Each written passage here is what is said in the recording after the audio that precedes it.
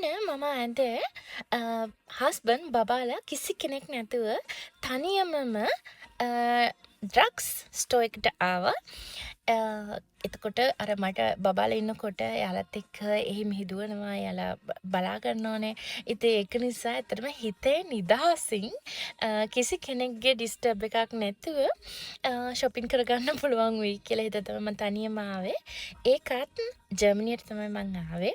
අපේ ගෙවල් ළඟ ඉඳන් ජර්මනි බෝඩර් එකට වැඩි දුරක් නැහැ, විනාඩි 10ක් වගේ තමයි තියෙන්නේ. එහෙනම් යමු අපි ඇතුළට.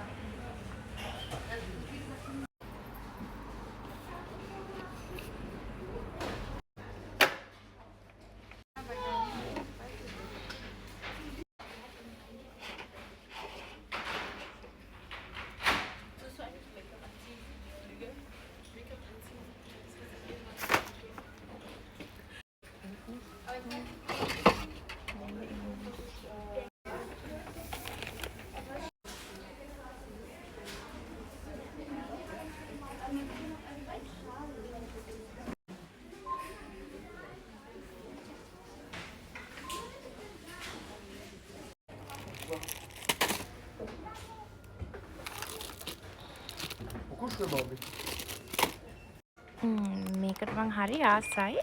හරිම රසයි.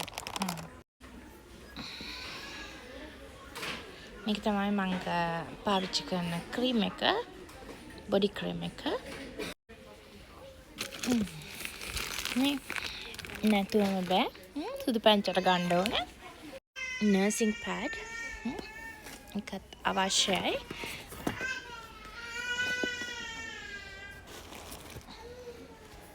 මගේ කාට් එක හොඳටම පිරලා තියෙන්නේ.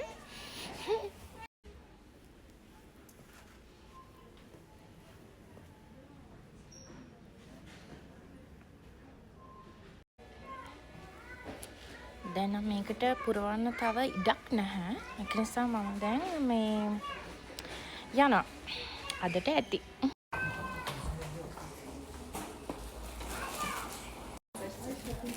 යවෝ mit කාට් එක. පේන්නේ නැහැ නේද? හොඳටම කළුවර වෙලා තියෙන දැන් එළිය.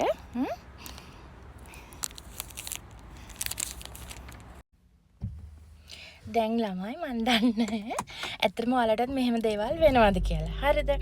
දැන් මම මේ නර්සිං පැඩ් ගන්න මෙතනට ආවේ. හරිද දැන්? අන්තිමට එක්කනේ මම දැන් මොනවද අරගත්තේ කියලා. හරිද? දැන් මෙන්න තේරෙනවද? මෙච්චර බඩු තොගයක් කියන්නේ. තේරෙනවද?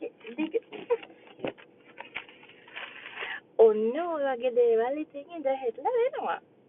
විශේෂයෙන්ම තනියම ආවම. එහෙනම් මං ගිහින් එන්නම්. බයි බයි.